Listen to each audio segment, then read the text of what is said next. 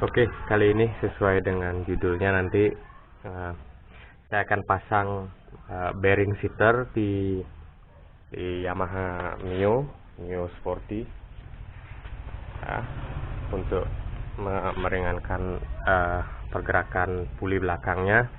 Sampai itu juga karena saya rasa per CPT yang 2000 rpm kurang keras, untuk cari yang ukuran lebih besar juga yang 2500 rpm agak sulit. Jadi dengan ditambah bearing seater, jadi tekanannya akan semakin meningkat ya, setara lah untuk seperti ukuran 2500 rpm. Untuk alatnya saya pakai dari corong puli dari Honda yang saya potong. Saya potong bagian corongnya, jadi seperti ini ya. Saya pakai ringnya, jadi nanti akan dipasang di atas atau setelah pir baru akan saya kasih bearing di bawahnya. Ini bearing dari bearing setir stang Kones yang ukuran kecil. Ada dua ukuran, yang besar juga ada, ini yang kecil yang pas. Oke, saya bongkar dulu, nanti sekalian saya akan perlihatkan apa dari isi dari CPT Yamaha Mio ini. Dulu saya pakai untuk ikut kelas MP7 ya, di kelas standar.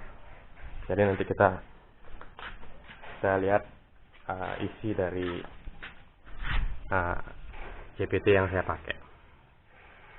Saya bongkar dulu ya. Sekarang sudah saya bongkar, jadi saya akan perlihatkan satu persatu isi dari CPT Mio ini ya. Yang pertama dari kipasnya masih standar, jadi sudutnya saya lebih senang ke sudut standarnya. Jadi ini sudutnya tidak dirubah, termasuk juga rumah loronya, sudut-sudutnya ini tidak dirubah. Jadi yang pertama saya pasang ring yang lebih tebal. Jadi untuk Mio itu bawaannya sudah memakai ring ini. Di sini nanti setelah bosnya, untuk ketebalannya 2 kali dari bawaan aslinya.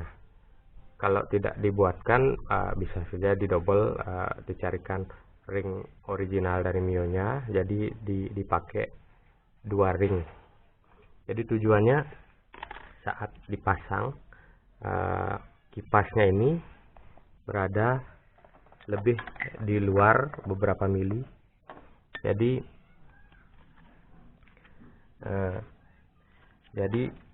si belt CPT ini posisinya bisa lebih turun. Jadi kalau umpamanya di sini setelah dipasang ring, jadi kipasnya lebih keluar, jadi bisa turun lebih ke sini. Jadi membuat rasio awal dari motor itu menjadi lebih ringan, jadi lebih kecil di depannya. Rasio awalnya membuat tarikan itu lebih ringan. Itu yang pertama. Yang pertama itu ring ini. Yang kedua, ke rumah rollernya. Ini seperti dilihat, jalur rollernya sudah saya coba untuk meningkatkan top speednya, akselerasi juga akan meningkat. Jadi jalurnya diperpanjang. Selain itu bagian dalamnya dilihat, ini juga saya kerok bagian dalamnya. Jadi tujuannya dikerok bagian dalam ini untuk memaksimalkan pemasangan rollernya. Jadi saat dipasang, roller ini, saya akan pasang. Jadi posisi roller itu bisa lebih mendem atau lebih ke dalam. Jadi saat memasang tutup ini, tutup ini. Jadi tutup ini posisinya bisa lebih ke dalam atau pas nempel di sini. Kalau ini tidak dikerok, jadi roller itu masih menonjol, jadi ini tidak bisa nempel ke sini. Sama seperti tujuan dari kipas tadi. Jadi yang ini dikerok, rollernya masuk ke dalam, ini lebih ke dalam bisa nempel. Jadi saat pemasangan di sini, saat rumah rollernya dipasang di sini, posisinya bisa lebih masuk atau lebih ke dalam. Jadi sama dengan kipasnya, posisi timing bell itu akan bisa lebih turun. Jadi intinya kedua cara tadi untuk membuat bel ini saat awal pemasangan menjadi lebih turun. Jadi membuat rasio awalnya jadi lebih ringan, otomatis akselerasi semakin ringan di awal. Kita ke yang berikutnya. Dari cara 1 dan 2 tadi ada efek negatifnya. Jadi karena rasio awalnya lebih ringan, posisi kipas dan rumah rollernya lebih jauh, jadi top speednya otomatis akan berkurang karena bel ini tidak mampu naik ke arah yang paling tinggi. Jadi solusinya saya pakai roller yang mempunyai tambahan ujung seperti ini. Biasanya dari Dr. Puli, Kosu juga ada, atau merek-merek lain. Jadi dibandingkan dengan roller standar yang bulat rata, jadi ini tonjolan ini bisa membantu untuk menambah top speed. Jadi untuk memaksimalkan di putaran tingginya, jadi supaya akselerasi bawahnya dapat, ini untuk top speednya juga dapat. Jadi keduanya bisa dapat, dari jadi putaran bawah sampai atasnya bisa dapat. Jadi roller ini sangat berpengaruh terutama untuk top speed. Ini saya pakai yang 6 gram. Untuk berikutnya beltnya saya pakai masih standarnya atau 5 TL dari Yamaha Mio orinya. Ini bisa saja diganti dengan yang Kevlar karena ini sudah lama saya pakai, jadi belum saya ganti. Bisa aja untuk dipakai yang racing yang Kevlar. Jadi saya masih pakai yang 5 TL nya atau ori dari Yamaha Mio nya. Nah, menyambung ke yang tadi, karena per CPT ini kan 2000 rpm, kalau saya rasa masih kurang karena sulit mencari yang 2500 rpm. Ada tapi sulit saya carinya. Jadi kebetulan ada saya buatkan bearing seaternya. Nah, ini terus saya pasang bearing di tempat pernya atau corong pulinya. Bearingnya saya pakai dari bearing Steer atau Kones Honda. Nanti posisinya akan begini, seperti ini. Nanti ini dipasang di sini. Baru kemudian pernya. Jadi pergerakannya akan menjadi lebih ringan.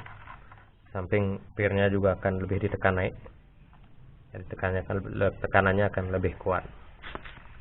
Nah, ini dari puli belakangnya, pernya ini 2000 rpm dengan bearing seater. Lanjut ke kampasnya. Kampasnya saya pakai TDR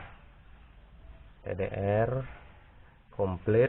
Nah, ini kampas TDR-nya lumayan kuat juga. Untuk per sentrifugalnya yang bawaan dari TDR itu warnanya merah, ya ukurannya 2000 rpm. Tapi untuk Mio 130 cc standar saya rasa terlalu selip. Jadi saya ganti per sentrifugal bawaan TDR itu memakai per aslinya dari Yamaha Mio. Jadi supaya lebih spontan, karena ini lebih ringan, jadi saat digas akan lebih cepat membuka. Kalau yang pakai 2000 rpm terlalu lambat, jadi terasa agak selip. Kalau mungkin untuk cc 150 cc tune up atau 200 cc mungkin lebih bagus akan memakai yang sentrifugal 2000 rpm nya atau 1500. Untuk mangkok masih standarnya, belum ada saya modif. Mungkin kalau nanti akan saya isi lubang-lubang supaya lebih lengket dan kotoran-kotorannya lebih gampang terbuang. Sekian kira-kira isi dari CVT ini. Kira-kira nanti masih ada yang akan dimaksimalkan lagi sambil mencari settingannya. Jadi ini motor Mio bekas MP7 standar. Kira-kira untuk sekarang hanya saya bongkar untuk CVT-nya. Untuk ke depan mungkin mesinnya atau speednya mungkin kita bisa coba nanti kita videokan. Oke, terima kasih telah menonton.